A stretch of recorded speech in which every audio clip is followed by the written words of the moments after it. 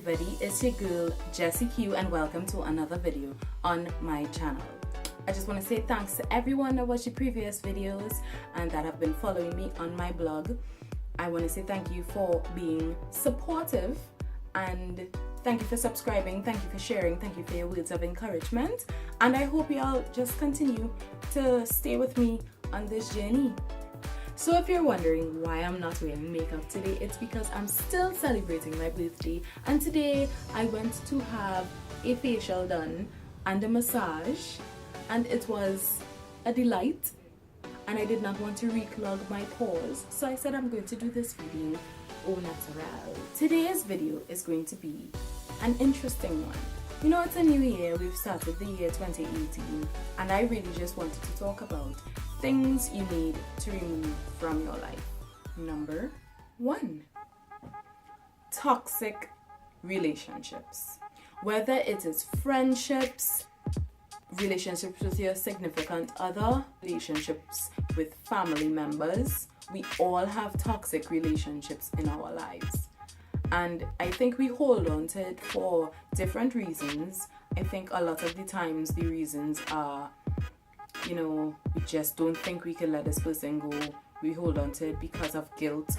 We hold on to it because we just don't want to deal with the situation, and it's easier to just have it there at bay than say something about it and, you know, possibly have this person upset with you. Toxic relationships can drain you. The constant negativity and abuse of any kind, it's just draining.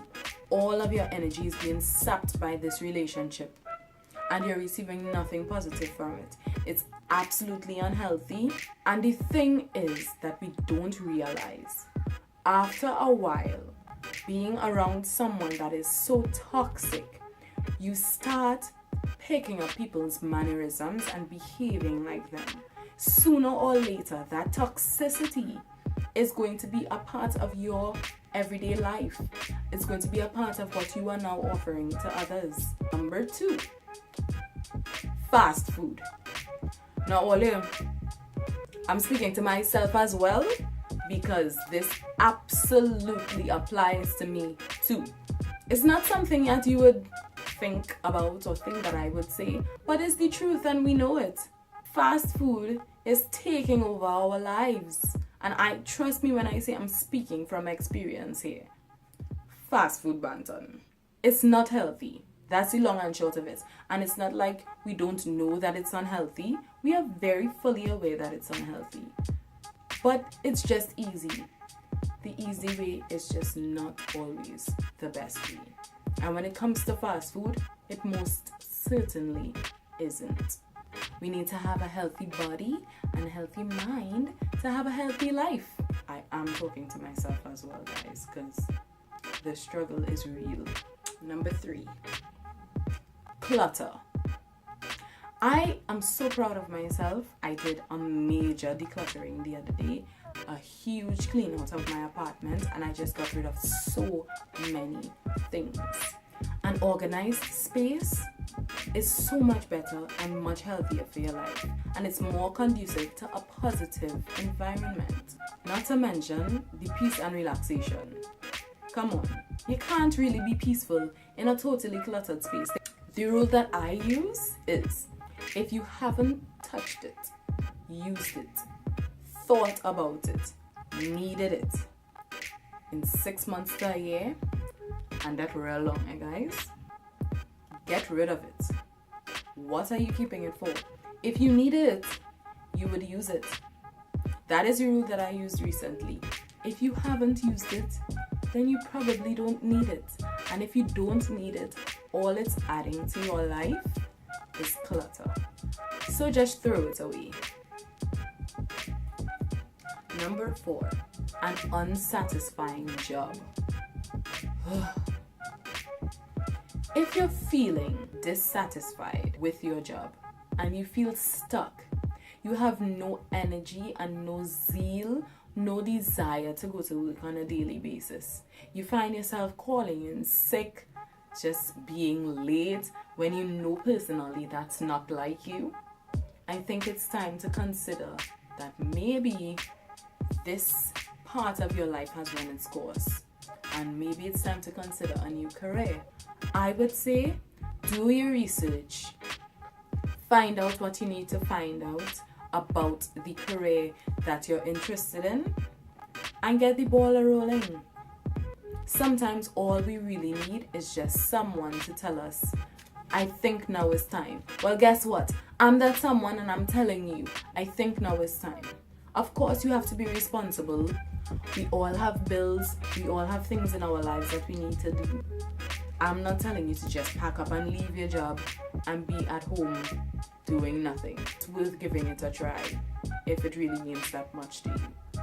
Number 5, comparing yourself to others. No one else in this world is like you. Yeah, there are lots of people that will be better than you at certain things.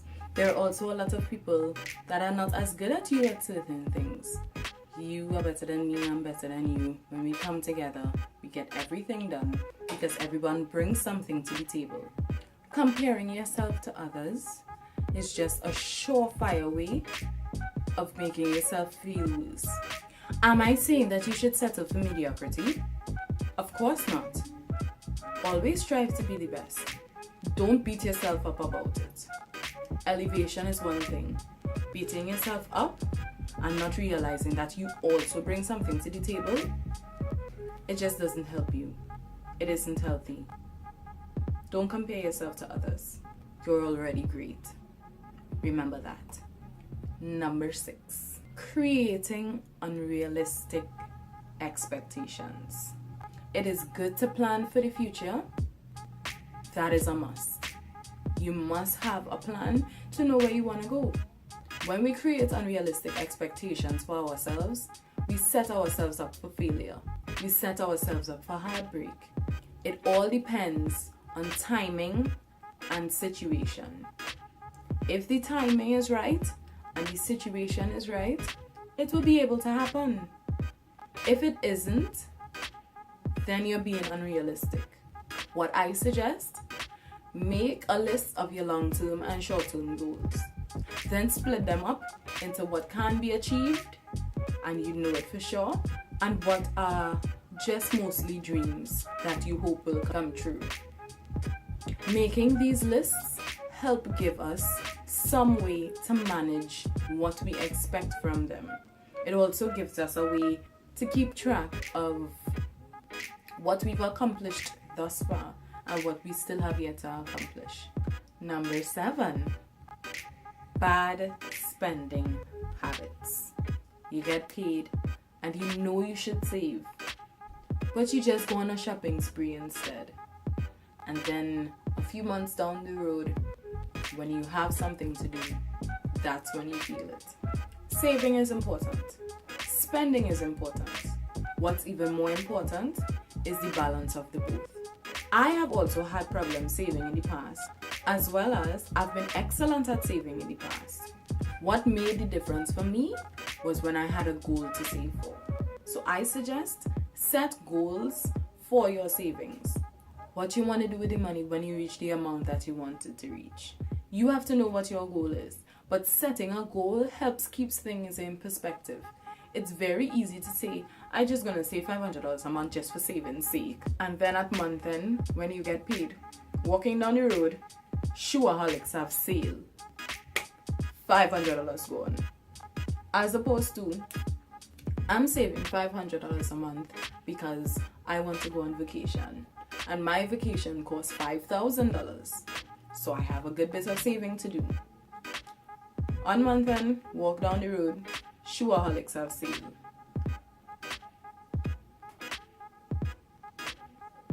No, I can't touch this money. This money is my vacation money, and this one sale is going to set me back. Another thing I would suggest when saving, think about what is most important to you. For instance, given the same analogy that I just gave, maybe you can't touch your savings money, but maybe you can go without a coffee from Rituals every morning for that 1 month so you can get your new shoes. You never know. sometimes prioritizing what exactly you want to do with your money is a good thing. Number 8, living in the past. The past is important. It's important to know where we've come from so we can understand where we're going. But it's important for just that, to know where we've come from. You can take note of your past achievements and mistakes to know how you plan on moving forward and how you plan on doing things in the present. Take the lessons that you would have learned, whether good or bad, apply them to your life and move on, especially in relationships.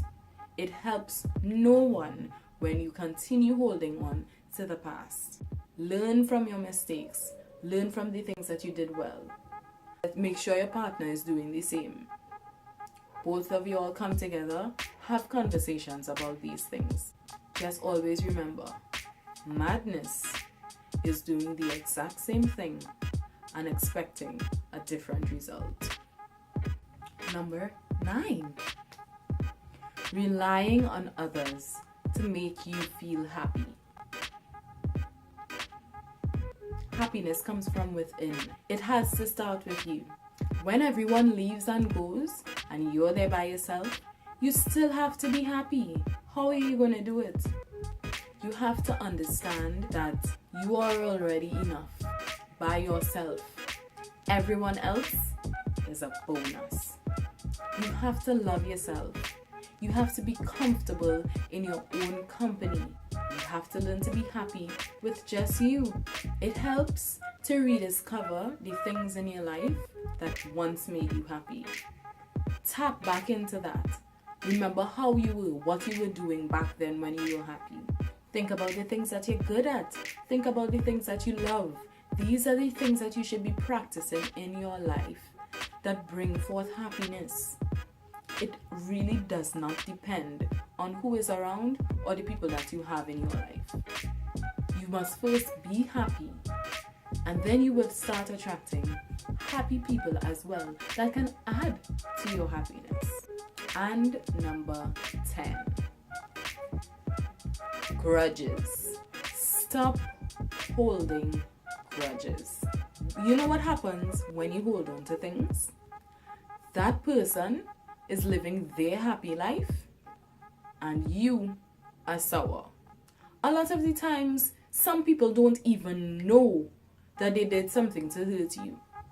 And they're just there, normal, while you're sulking and you're taking this on. And you're allowing it to eat at you on the inside. And you can't move on from that. That is not healthy. And it doesn't help you in any way. All you're doing is keeping yourself back, and it's just taking unnecessary space in your life. You know what you need to do? Let people and let things go. Your energy should be reserved for you and for the things that you deem important, not be spent on people who don't deserve it. Guys, I just want to say thank you for tuning into this video. Thank you for all the love and support, as I said before. Remember to subscribe. Hit that subscribe button down below. Do not forget to check out the Jessica blog. This week we are doing a special on 101 clever dates. We're doing it as a series. The first part of the series, which are normal dates, is already posted on the jessica.co website. That is jessica.co. This is the website information. And the rest of the series is going to be posted very, very soon. You want to stay connected to be able to see when that comes out. Also, be sure to follow my Stitched website for my design business. That is stitchshoptt.com. We have some really exciting news coming very, very soon. If you are following us on social media, I'm sure you would have seen the sneak peek we gave of our new project that we're working on. Hint, hint, it's shoes. And I know you guys don't want to miss that. I'm also working on some DIY projects to bring to you very, very soon.